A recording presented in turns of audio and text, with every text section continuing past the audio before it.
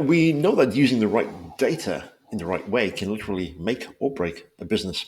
Yet, challenges many leaders face in transforming their organization's approach to data include continuously communicating and explaining the value of being data driven, securing and managing critical resources, including data and analytical talent. So, how can shifting your team's mindset from data fear to data fluency unlock hidden revenue opportunities and lead to more predictable business growth? I'm hoping to put that question to our guest. You're listening to the Predictable B2B Success podcast brought to you by Sproutworth.com. I'm Vinay Koshy, and our guest is Chris Mercer. Now, Mercer, you're a very well known measurement marketing expert, co founder of measurementmarketing.io. You've actually been in the online marketing space, quite broadly speaking, for 20 plus years, been involved in various roles, but perhaps more importantly, now you help clients with identifying critical metrics, implementing measurement tools like Google Tag Manager, Google Analytics, and creating insightful dashboards. And as a result, you've also spoken at conferences like Traffic and Conversion, Social Media Marketing World, Content Jam, and more. I'm curious, Mercer, with this journey into measurement marketing, I know you started with a marketing company that was creating online courses, if I don't have my facts correct. I'm curious, what was the transition point from there to creating measurement marketing today? Yeah, thanks for having me, Vinay. Great question. So my origin story was actually creating a company that was training others on how to build WordPress Right. sites. So we started a membership site to basically do that. That led very quickly into people taking that course and saying, "This is a lot of work. How much for you to just to do it for Mm. me?" And that's where we learned, okay, we're going to get into outsourcing and start building an agency. And then we were developing WordPress sites. But in that journey, I wanted to make sure that we weren't going to be commodified, or at least slow that process down a little bit, give us a competitive advantage for a little bit longer. So when we were doing the WordPress sites, the kind of the goal was we'll deliver the WordPress site, but then we will optimize the WordPress site. Mm. So that's where conversion rate optimization skills started coming in. And we actually pivoted into a conversion rate optimization agency. Because of course, in order to first optimize, you have to measure what you've got. And so we got really good at the Google Analytics stuff. And when we started delivering WordPress sites for this purpose of optimization, we would set up their Google Analytics and their other measurements in such a way that it was evidently different than what the rest of the world was already doing with this tool. Because right away, the referrals coming in stopped becoming things like, "Hey, I need a website." They started becoming things like, "I need a website," or sorry, "I already have a website, but I need this measurement. I need to know how you did this for the other friend of mine that was in this group with," and they showed it to me. So that's where measurementmarketing.io was born, because we realized that there was a need for it. So we started as a done for you agency, specifically doing measurement services. We moved eventually down into done with you training to help corporations and their teams. And then we ultimately have created a do it yourself version as well called the Measurement Marketing Academy. Brilliant. And in this journey to date, what would you say would be your personal area of strength? Sorry, one more time. You broke up just a Sure. little bit. Question. So, given your journey to date, what would you say is your personal area of strength? I'll tell you, what in one word is strategy. But I want to answer that a second way as well. One word is strategy for sure, because most individuals, and I think most companies, are really caught up in using the tools, Mhm. but they forget that those tools need to have a strategy. And so you have a million different tools doing a million different things, and it's creating chaos in organizations. So strategy for sure. But my second thing, right up against that, is I practice my ability to be aware that I could be wrong about what I'm about to do. Always that there's a possibility that whatever I think, whatever I believe, whatever I'm about to do, whatever action I'm about to take could be wrong. And the reason I think that's an important thing is because that's what helps me focus on strategy. By just not believing the tool is going to solve my problem, I go, maybe I shouldn't believe that. Maybe that's Mhm. possibly wrong. I started becoming on the lookout for where that was wrong. I realized it was a really bad belief to have that. And it led me into strategy. So it was that twofold question, or sorry, twofold answer. Strategy for sure is what I'm really good at when it comes to measurement. We can definitely talk about that and how organizations are missing out on that. But then just being willing to consider the possibility that you are wrong about whatever you think or believe. Doesn't mean Mhm. you are, just means you have to at least consider the possibility that you are. And in that area of strength, what would you say is something that businesses don't know but should? Great questions. Let's talk in the basics of strategy, where I think most of it goes wrong, which is in the planning. Now, in most organizations, there is no measurement planning. They think there is, but it's just goals and intentions. That's not Mm, really a plan. So the way that we talk about a measurement plan really requires three things, two of which companies are probably doing. The third, I very much doubt they are. So in a plan, there's really three keys to this, to a proper plan. The first is you list out your questions. Now, most organizations are listing out questions. They tend to list out results oriented questions. So the kind of the questions that you want to know about the end of a user journey, right? How many sales do we get? How many leads do we get? How many marketing qualified leads, sales qualified leads, closes, average ticket? It's all questions around the end of that sales journey, right? Whatever that happens to be for your organization. The almost more important question to be asking are the how questions. So how many calls did I have to make in order to get that appointment? How many appointments did I have to keep in order to have a qualified? How many qualifieds did I have to talk to and pitch in order to close? And knowing those how steps is literally the recipe that helps you produce the results. So it's important, both results and how. So that's the question side of things. On the information, which is the next thing that individuals, I think, mostly are doing, but they just don't know to the level of detail that they really can do it. They need to collect the information for the answers. So if you're trying to figure out a simple question, how many leads are we getting each day, or let's say, or what our opt-in rate is, you would know to copy the number of times that you ask somebody to either book that call or opt in, whatever that thing is you're trying to get them to do. And then you copy the number of times that they hit the thank you page. And you can divide those things out and get your conversion rates. Pretty simple. But the way that we think about information is not just the page views. There's a lot of other behaviors that are happening on the page that companies forget that they can measure for. For example, did they even see the form? That's a really important signal, because if they're not opting in, maybe it's because the form is buried underneath a blog post. And maybe that's why they're not opting in, because they had no idea they could, because they never made it down to the bottom. But if you're not measuring for that, you don't know that's a way that you might be able to potentially improve that sort of performance. So when we think about information, we think about behaviors. So with the questions, the sort of secret sauce there, to recap, was results and how. You have to ask both sides of those questions. When you're in the information collection, you're thinking about the behaviors that are happening on the page, some of which, of course, are the pages loading and buttons being clicked, but there's a lot other behaviors: scroll, time, looking at a certain thing in a viewable browser window. Those are really important intent-based behaviors that we can also capture, that tell us a little bit more in detail as far as how the users are experiencing the site. So we have questions, we have information. The third key to a measurement plan, and this is the thing I think most people don't know that they should be doing right here, is they think about what are the actions that we're about to take based upon the answers we are about to get. Right. So what are the actions we're going to mm, take based upon the answers that we're about to get? And you think about this in three different ways. First is you go, okay, here's what I think the answer is going to be. What are we going to do if that's within range? And you just guess. I know everyone out there is going, but what if I don't know the answer? I get it. You guess. That's the whole point. Just guess. Don't worry about being right. Every time you guess, you're going to be a little bit less wrong with practice. mm, So we guess. So I might say with the opt-in rate question, between 25 and 30% are going to opt in based on this cold traffic we've run before. Fine. What are we going to do if that happens? We're going to continue to run traffic. We're going to start to scale with the campaign and maybe introduce other traffic sources as well if we can. Okay, fine. What are you going to do, though, if that opt-in rate is less than 20%? Maybe it's in the 15s or 10s. What are we going to do then? Then we might want to break down by different ad sets if we're doing a bunch of paid traffic, and we want to experience, are all the ad sets doing that? Because if there's certain ad sets that aren't, we're going to want to learn from those, right? And then you go, okay, what if it's too hot? What if your conversion rate is 40s, 50s, 60%?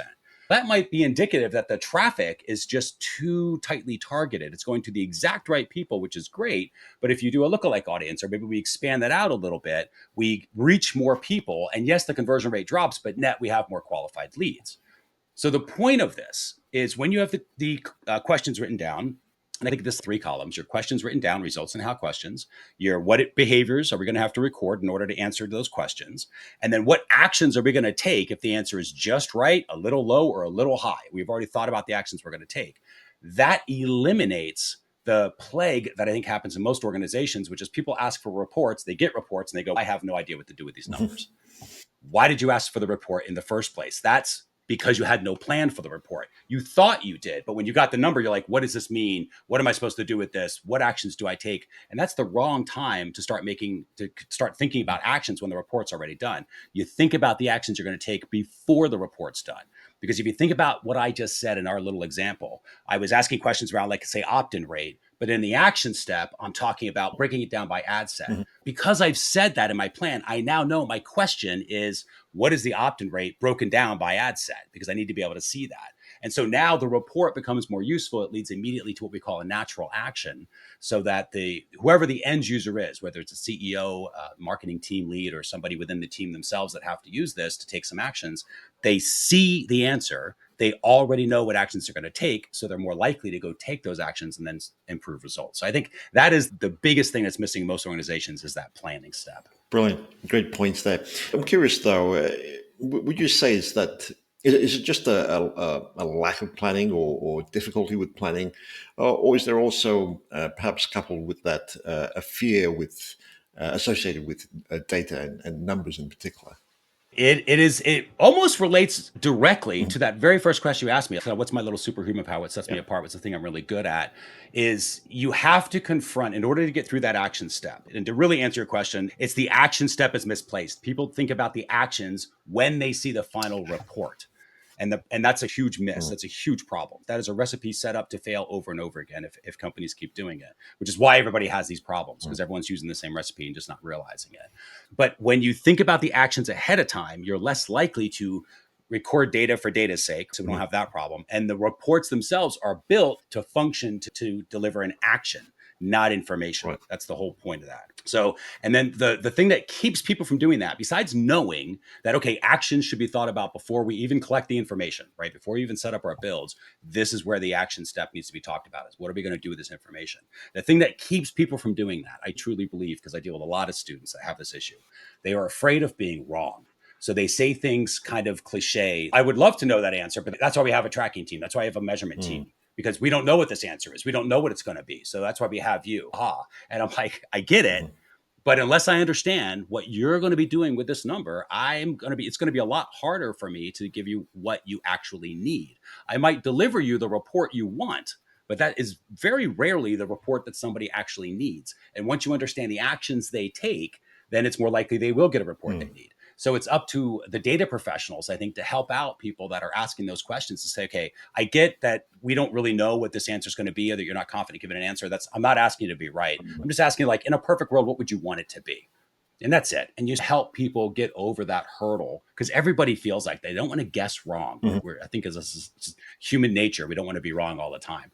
And in measurement, you very quickly learn you're going to be wrong constantly if you're doing it right. The goal is to be a little less wrong each time. You get closer and Mhm. closer to the bullseye. You never really reach it, but you get closer to it. And you start to have a little bit more fun with it. So just having that healthy detachment and realizing, like, hey, if the opt-in rates if I think it's 25 to 35%, it turns out it's not, so be it. I've learned, and the next time I'll be better. Mm. That's the worst case scenario to some of this. So that's how I'd answer that, is the idea of why people don't take actions early is because they're afraid of being wrong. They don't know the answers. They don't know what they're going to do. And then having that conversation right then is the most important time to do that. I like that idea of getting comfortable with being wrong. I would, perhaps in my mind, I draw the parallel of getting comfortable with the idea of rejection. And I'm curious, Exactly how right. do you get people to be comfortable with that notion? Because it requires a significant, at least in my mind, a significant heart shift as well as a mind shift. Yeah, it's a great question, because it does. But the funny thing about that particular talent is it only takes the first few times Mhm. that much energy. And after a while, you realize, oh, this is just what the other 343 million times are going to be like. And then all that energy goes away, Mm. because you're like, wait, this is just how it's done. I realized very quickly, like, it's not about being right. It's about being a little less wrong each time. Because remember, in the plan, you're thinking about your actions. You're thinking, oh, here's what I think it's going to be. But that's not a full measurement strategy, right? We still have to build out the measurement. And we can do that in a certain way to collect the information we're trying to collect.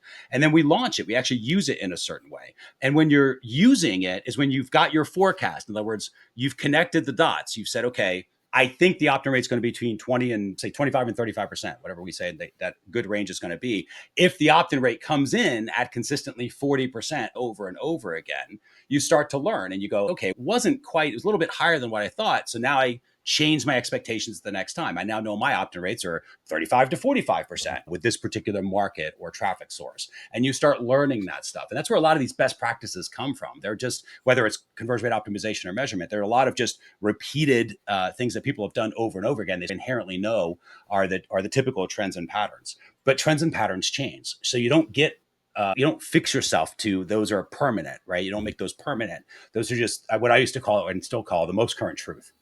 It's here's what the numbers are, here's what the situation is, subject to change, because data is going to come in. And if the data comes in different, we have to listen to that. If it continues to come in different and the patterns are changing, then you definitely know you're in a potential new trend, right? So it's always being open for the data and open to change your mind about certain things, but you've got to be willing to guess. And the faster that you get over that, the first few times it is hard just to be like, gosh, I'm guessing. I don't even know what I'm doing this for.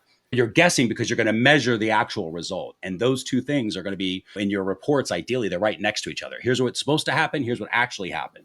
And because you're always seeing those over and over again, you just get much better at guessing. And then it doesn't feel like a sting anymore. With this idea of being able to measure and guess, come up with a hypothesis, if you will, obviously you need tools in place to allow for measurement and things of that nature, some of which I've heard can be, at least from the people's opinions, it can be quite complex to get their heads around. I believe you have a knack of using analogies to simplify the explanation and the use of these tools. Could you elaborate on that? Yeah, there are lots of tools out there and more tools every day. So let's just pick one that everyone's got access to and most people are familiar with, a tool like Google Analytics 4. It is, I think, accurate. It's correct. It's even useful to say this thing is complicated. There's a lot of bells and whistles back there. You can do a lot of stuff with it. What I think is incorrect is by saying to somebody, okay, so you've got to learn all those bells and whistles before you can do anything with it. I think that is a mistake because you overwhelm yourself. And because you've never really practiced anything, you're just got a lot of intellectual information in your head, but you don't really have any measurement muscle. You don't really have any measurement skill. So the way that we prefer to teach these tools is we go through stages with these. The first is what we call the cave. The second we call the valley of visibility. And the third we call the summit. So when you're in the cave, that's where most of the marketers that are learning this stuff, when they're trying to figure out what's working and what's not in their own sales journeys, that's where they are. They're trying to figure it out. They're not quite sure which traffic source is causing what. They're not quite sure where the leaks are in their different user journeys. They're not even maybe sure how things are supposed to work at this stage. They're just starting out. So when you're in the cave, it's important to realize it's a dark, scary place. And all you need to focus on when you're in the cave is getting out. That's the one thing. Right. And the reason that we focus it like that is because the cave teaches simplicity. It teaches us to do simple things. So that might be, okay, we're going to install Google Analytics 4. We're going to be able to do a real basic setup that might take us a half hour or so to get the tool in place.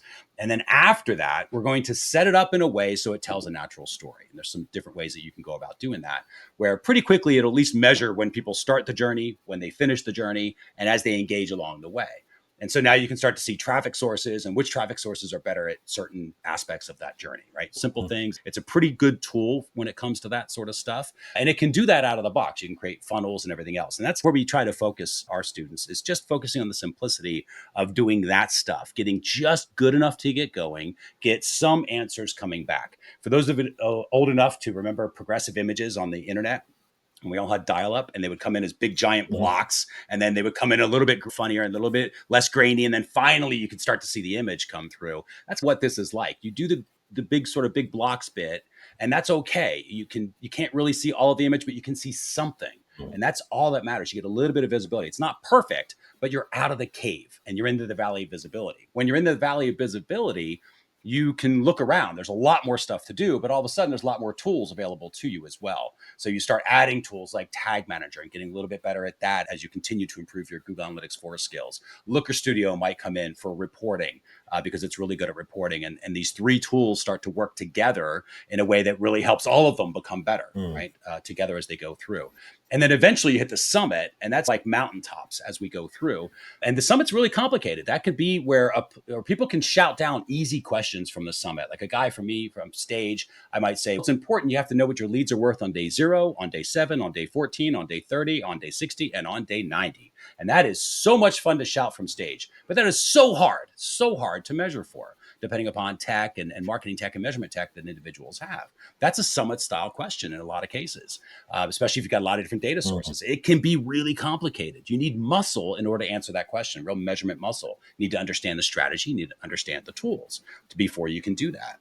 And what most individuals will do is they'll see somebody like on a podcast like this or on stages where I'm talking about that, and they go, "Oh, you know what? I don't know really Google Analytics 4, but I want to know the answer to how much, what's my lead worth on day 0, on day 7, on." And so then they start trying to use these tools, which they don't really understand, to answer questions that they don't really understand. They just heard and they love the idea of knowing that answer, and they put the team to it. The team just ends up spinning their wheels over and over again, and nobody ever really gets a report. They get lots of data, lots of information, no action at Mhm. all. And when that's happening, it's what we call building a helicopter in a cave. And the reason we say it's a helicopter is because that's how you get to the summit, right? Helicopters are important. They get from summit to summit to summit. They're very complicated to maintain, very complicated to run. But when you're in the cave, the last thing you want is a helicopter. They are not known for being really useful in caves. So the idea is get simple, build muscle. Eventually, those complicated questions, those little more overwhelming questions, they'll be able to be answered when the time is right. As long as you just focus on building your muscle a day at a time, you get better and better at that. I love that. Also, with this idea of guessing, one of the key aspects, key conversations that occur in both sales and marketing teams is this idea of forecasting. Yeah. Now, essentially, it's a guess, but in the many conversations I've had, people dislike this idea of forecasting because they don't know what the future holds. It is essentially a guess. How do you help people with this idea of forecasting, given it's a common topic in most Yeah. organizations? And how does it correlate with this whole idea of measurement, be it in sales and marketing? Great question. So again, when you have your plan, then we do our measure. So we have our measurement plan where our questions, our information, and the actions we're going to take based upon the answers we're going to get. We go into the build. We make sure the tools are set up to record the results we're trying to measure, the traffic's identifying Mhm. itself, and that everything's stitched together in kind of what they call a natural story that tells which traffic sources are causing which results, right? At that point, we move into the launch, and that's where forecasting is used. In other words, using your actual measurement reports. So the first step to the launch is we listen. Mhm. And when we talk about listening, what we're talking about is we're listening to the listening and responding to the users that are on the site. So you and I are having a conversation right now. I'm going to change what I say based upon what you ask and vice versa, right? It's a normal human thing. That same style conversation is happening between the users and our websites. But our websites aren't very good about adjusting what they do. They're not really good about talking back. They just shout to the user. And the trick with most businesses is we're not really listening in on the user side of the conversation all that well because we don't know that we can. So how do we listen in? We learn measurement, right? The better we get at measurement, the better we get at using all these different tools. It's like the more closely you can listen in between the conversation that the users are having with the site. So what we're doing is we're looking for all the trends and patterns of all the different behaviors that the website's supposed to get or a certain step in that website's supposed to get. And when you record all those, the first thing you do is when you've got those trends and patterns, you compare them to what you thought those trends and patterns were going to be. And that's what you're talking about when you say a forecast. And again, the reason people don't forecast, the reason they're uncomfortable with guessing is because they are afraid of being wrong. Mhm. And if you get very comfortable, which is why I said I think it's a super skill that I've got, but it's not a skill, it's practice, period. It's just the belief that you go, I might be wrong, and that's okay. You just have to accept the possibility that you might be wrong. That's it. You just accept the possibility you might be wrong. You could be 99.9% certain, but you might be wrong. And that's okay. If you are, you'll learn. It doesn't matter, and you move on. So what will happen in forecasting, this is what I think is funny about forecasting in the industry. They're afraid of guessing, but they will argue all for hours and days and weeks and months about what happened last month. Let's go look at the numbers. Let's do linear regression. Let's figure out what this is, blah, blah, blah. I am so much more concerned instead of forensic marketing, where we're looking back in the numbers all the time, about looking through the windshield and saying, okay, here's what's going to happen next week. I think that's what measurement should be doing. It shouldn't be telling what's working and what's not. It should also be doing what's next. It should be telling you, here's what's going to happen next week to the ad spend you're about to put onto Facebook or YouTube or whatever the thing is that you're about to do, about all those emails you're going to send next week. Here's how the campaign should work. Here's how many people should show the offer page. Here's how many of those will start to begin checkout. Here's how many of those will book a call, right? Whatever the process is that you've got, you can absolutely predict and forecast that. And when you do that, you are asking a incredibly powerful question. Instead of asking all the time, what happened to the money, to the emails, to the whatever we did, you're starting to ask what's going to happen to this traffic source that we're about to send, right? How many reach impressions, CPMs, you can predict all of this and forecast it. And when you do that, you're starting to ask the question, is this working like it's supposed to? And so now everybody's a little more marketing forward. Instead of looking in the rearview mirror all the time, they're looking through the windshield. They're able to see, it gives you an immense amount of control, which I think people will actually feel a little bit better about, because in exchange for the fact that you're going to have to be a little uncomfortable because you are guessing Mm. in a forecast. Again, that's a temporary period of time. I promise it's a temporary period of time. But in exchange for that, you feel like you have your hands on the steering wheel, which is a good feeling to have, where you're like, okay, here's how things are going to work next week. And then what you do is you measure against that, because you have your current trends and patterns. We're listening to the conversation. We know how many users are seeing that booking call page, and how many are actually booking a call, and how many of those actually showed up for their call, and how many of those were qualified, and how many of those closed, and how long it took them to close. We're measuring for all of this. We can use all of that for our forecasts. And because we start to really understand our marketing machinery, you start gaining confidence in it. And you start realizing, hey, if I turn up the lever, maybe the machine works just fine. Like everything that's processing in that customer journey is working exactly right. The answer is we need more traffic. That's our action. And you would already know that because you would have planned for that in your action step. And so that's where your optimization kicks in. And you're like, okay, the optimization in this case is more traffic. But what if it was, hey, we're getting a lot of people to book calls, but none of them are showing up, right? Then the optimization is, let's figure out how we get them to show up. Or maybe it's a qualification issue where we have to slow them down a little bit and then qualify them. So less people are booking, but the people that are booking are starting to show. Those might be, again, two actions we've already thought about taking. I'm not asking anyone to come up with those ideas when you see the numbers. Those ideas should have already been there when you were thinking about getting a report that showed you those numbers. But when you do that, you can instantly start taking action, and then you run traffic, give it a couple of days, you'll see the numbers go up or down, which means instead of having to split test for weeks on end, or do some sort of slower optimization process, you can sequentially test and iterate, and pretty quickly you can hone in, just almost if you were playing darts in a bar or something like that. You're trying to get close to the bullseye and a little far away, but with more and more practice, you get better and better at it. And that's what forecasting is like. I'm never shocked I don't hit the bullseye, but I get a little bit closer every time by and large. Terrific. You make some great points, and certainly there's a wealth of data that is available nowadays to most businesses. I'm curious what your take would be on actually conversing with customers and potential customers, because it's one thing to look at behaviors and get all the data, but I suppose there's almost a danger that you could be removed from people and having real conversations with them. Do you see a problem with that, or do you actually advocate for in-person conversations that help you delve a little bit deeper into understanding your potential customers better? Yeah, absolutely. There's two sides of every sort of analytics platform, right? There's the qualitative, which is what you're talking Yeah. about, user surveys, jumping on with calls, et cetera. And then there's quantitative, which is by and large, what does this type of user go through, and what sort of actions do they have? Both are useful. Both are necessary. To me, they're two sides of the same coin. So you can absolutely, and you should, especially if you're like a book a call style funnel where you have to come in and they have to do a product demo or something along those lines. You want to make sure you're listening to what the salesperson's saying, what that customer service group is hearing back from those customers. Because if you're just ignoring it, that could be valuable information. Again, the whole point of measurement is to listen to their side of the conversation. So if that's the point of measurement, why would you ignore an entire sales conversation or a customer email that customer received? You never would, right? It's all the same thing. Quantitative is where I think most companies miss the mark. They don't realize they can be using that to listen to the conversation. And that does get you pretty close to getting you get, it's scary what'll happen, but you will get really comfortable with knowing, all right, here's what's going to happen next month after that, and then month after that. This is just how this thing is going to work. You start to see those sort of core trends and patterns. And then there are times where you're going to want to try to make a shift somewhere, right? Take a big swing on something. And sometimes you're just out of ideas, right? It's not the brainstorm from within the company that's going to get it. It's the customers that are going to give it to you. Case in point, when I first started, the only reason I'm in measurement is because my customers told me that they wanted measurement, not WordPress sites, right? They could get that other places. But the measurement stuff they couldn't get anywhere, especially the way that we were doing, that we were thinking about it, because it just made it easier and more useful for them. So as soon as we started hearing that from our users, very qualitative style research, is when we pivoted. And then we started using the quantitative measurement to make sure, okay, does the pivot still taking hold? And of course, we still talk to users every day through the support systems and everything else that we've got in place. So we're always doing that, but you absolutely need both sides of it. Certainly.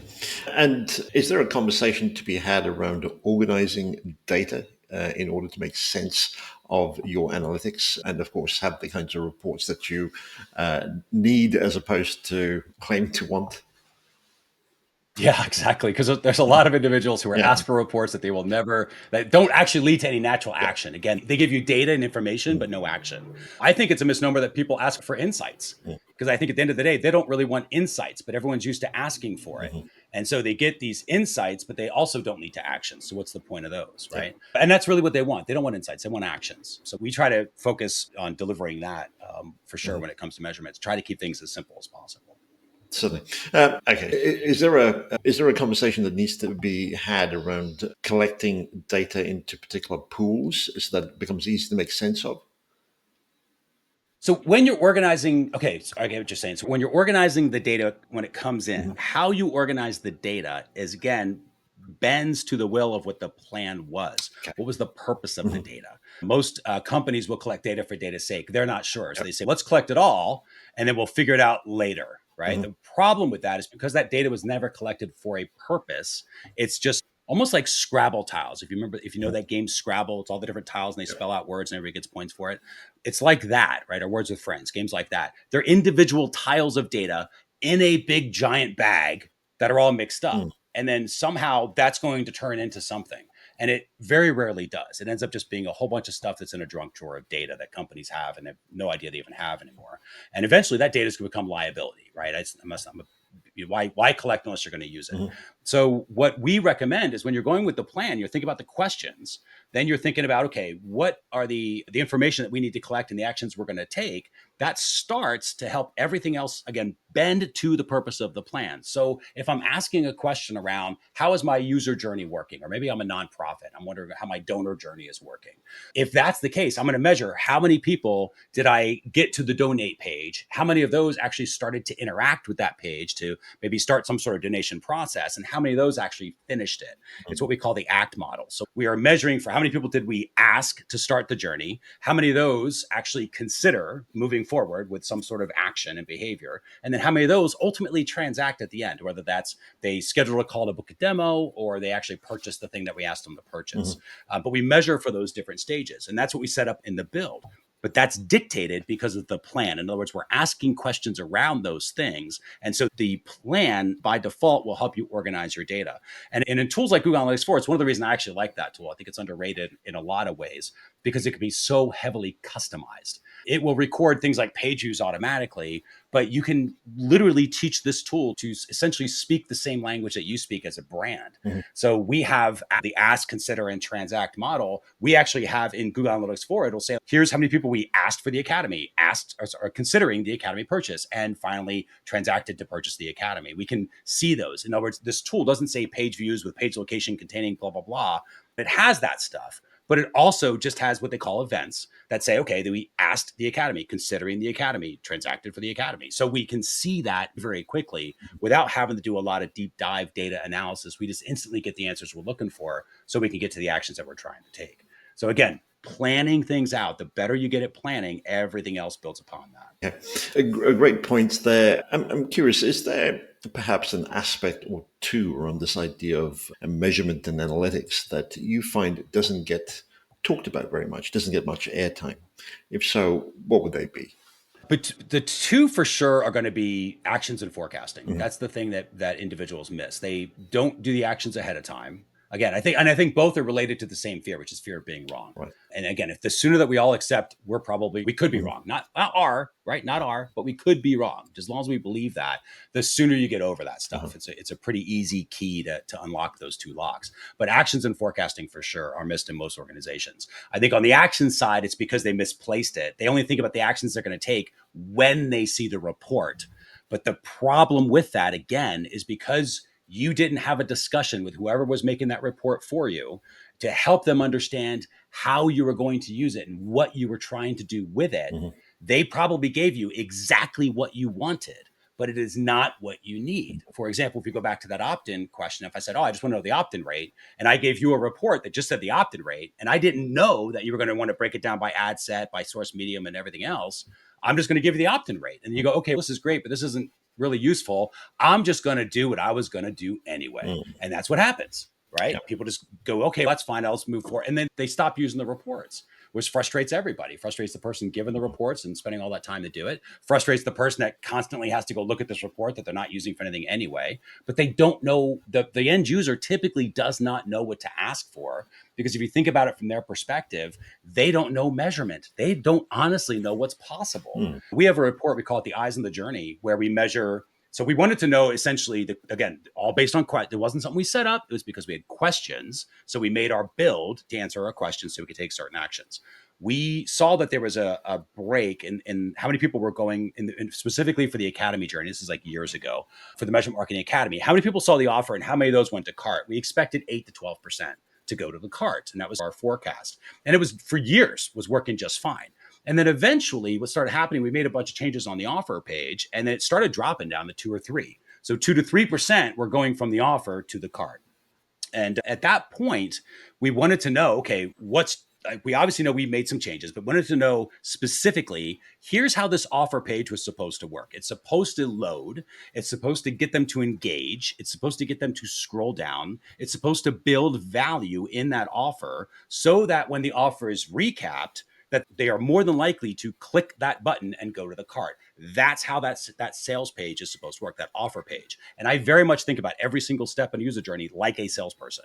Right? And that's because my background is sales management. So I think about it like that. So I'm looking at this offer page like a salesperson. What I'm wondering is, what are you telling everybody that they're not going to the cart? What's happening there? That's really weird. If I can't measure for that, which I couldn't, I could load the page, I could see the page view and I could see the cart, but I couldn't see what was happening after that. So we went to our analytics and we set it up in a much more detailed way. So it measured the page view. It measured if they say 10 seconds. It then measured if they scrolled down halfway and were still there 45 seconds later.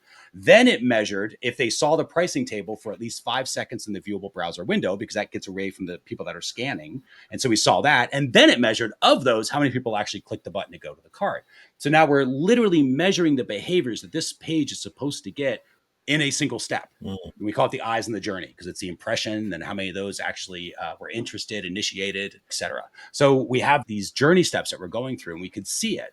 And the beauty of that is we made it a funnel. So I can tell by the look of the chart itself. I can see if it's a nice wide funnel, if it's healthy, if it's a pipe where it's wide up top and has a little skinny pipe for the rest of it. I know that it's bad. And I can just tell by the picture what actions need to happen for the marketing team. And more importantly, the marketing team can see that. So they go into the dashboard, they can look at it and they can instantly go back and take action. They're not sitting there analyzing data. I think that's a mistake too in organizations. They think they have to analyze data. And if you have to analyze data, your reports are too complicated and they weren't built with a plan in mind. You shouldn't have to do that. You should know exactly what to do with the data. And for individuals who are like, that's not possible, I hear you, because I used to think like that too. And then it occurred to me, when I'm in my car driving, I look at my car dashboard. I can see how fast I'm going.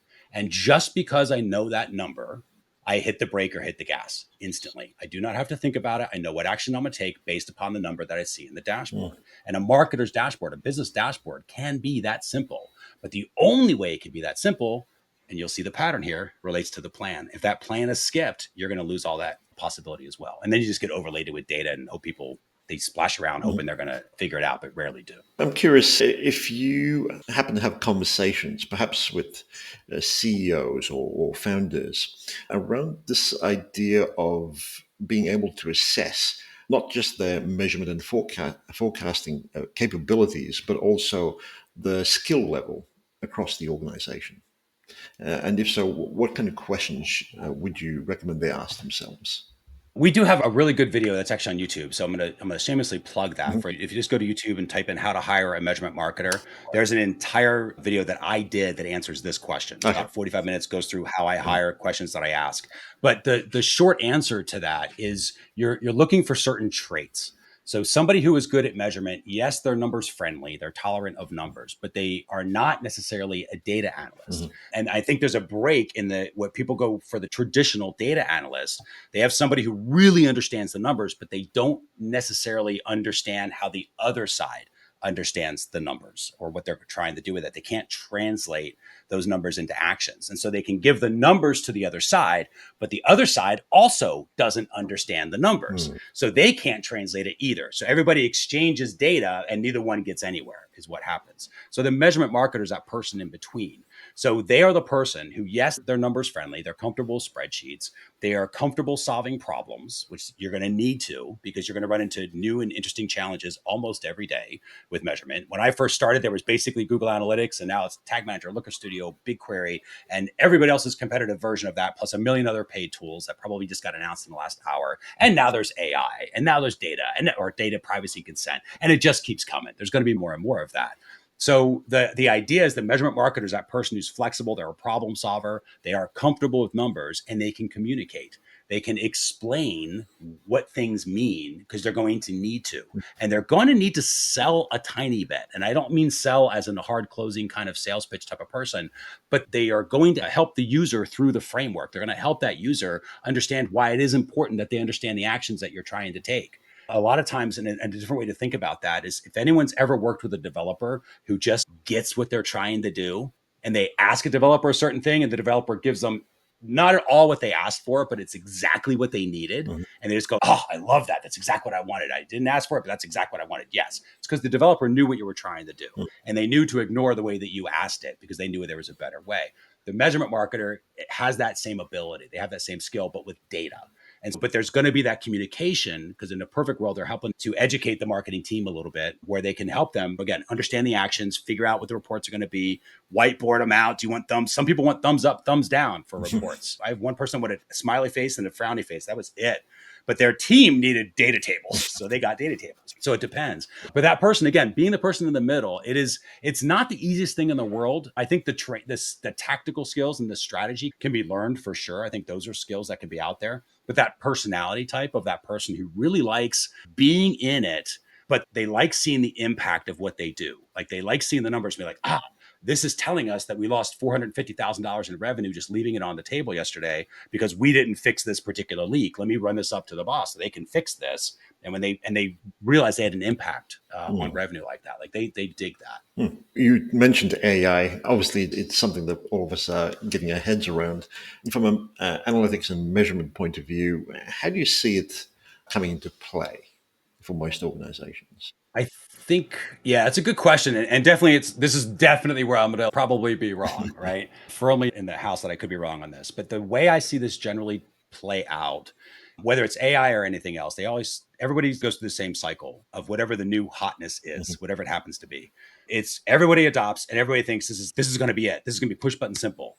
And everybody does it. And then because everyone's doing it and no one's quite getting the results, they start to realize this is going to take a little longer than we thought. This is not as exciting, not as easy, not as simple. And then it'll die down. It goes away for a year or two. And then it comes roaring back because somebody's actually figured out how to organize it at a higher level. I think with AI, it's going to be something similar. I think there's a lot of people that have those Scrabble bag tiles that we talked about before, those bags of Scrabble tiles, where they have all this data and they're just thinking, all I'm going to do is just mix in AI, shake it up, and then pour it into a little martini glass. And it's going to be perfect results and actions. And it's not. Because again, that data wasn't collected for a particular reason. It's going to be really hard for AI to do it. I won't say impossible forever, but for now, it's not going to be particularly useful. What will start to happen is people will realize, okay, this is not going to be as easy as we thought it was. So what will start to happen is the data coming in, it's going to be that old coders rule of garbage in, garbage out. Data coming in, for the most part, has been a lot of garbage. It hasn't been collected for a particular purpose. There was no plan for it. So it's scattered Scrabble pieces everywhere. How is anyone going to make hides nor hairs of this? And they probably won't in a lot of cases. But what they will start doing is better organizing the data coming in. As they start to do that, AI also can do more with it because it is organized so that AI can do stuff with it. And that'll be the next evolutionary jump when it comes to AI and data, at least in my opinion. So at that point, they get more organized with AI because it understands the context of where things are. It's chunked in a certain way. Again, the data was recorded specifically for the purpose that AI needed it for. It works a lot better. And then it'll start to become exponential and things will do better job of reorganizing data that maybe has been collected in other ways and trying to model and everything else from there. But that's how I see it going, at least for now. I think it's an incredibly useful tool, but it's not a saving grace for anybody who's thinking, oh, I don't want to have an analysis at all. I'm just going to put AI and AI is going to tell me what to do with my GA4 data that I've had for years. It's not. It's going to spit out things that you probably just were like, of course. Like I had one that spit out and said, users in Japan who speak Japanese were more likely to buy my product. And I'm like, oh, okay, thanks for that. Thank you, AI. It's not wrong, but it's also not useful. And I think so it'll take a little while for AI to get really useful in data. And again, to the point that the data is structured already and ready for AI, it becomes that much more useful. So it depends where the company is too with that. Certainly. I think we've covered a fair bit of ground, Chris. If you were listening to this episode, what would you say would be your top takeaway? Oh, I hope it's the action step. Out of anything, I hope it's figuring out that planning stage and realizing, when are we talking about what we're going to do with the data? Is it at the point that we get the report? Mhm. That is way too late. That's about 4 steps too late in a proper framework. It should be when you're before you even open up the spreadsheet, before you start to set up Google Analytics for anything like that, you've already thought about the actions you're going to take based upon the answers that you get. And specifically, what happens if they're within the range? What happens if they're lower? What happens if they're higher? Because then you've covered all the scenarios. And those conversations that you have help you to actually ask better, more detailed questions. So you're more likely to get the reports that are actually useful in the first place. Mhm. Brilliant.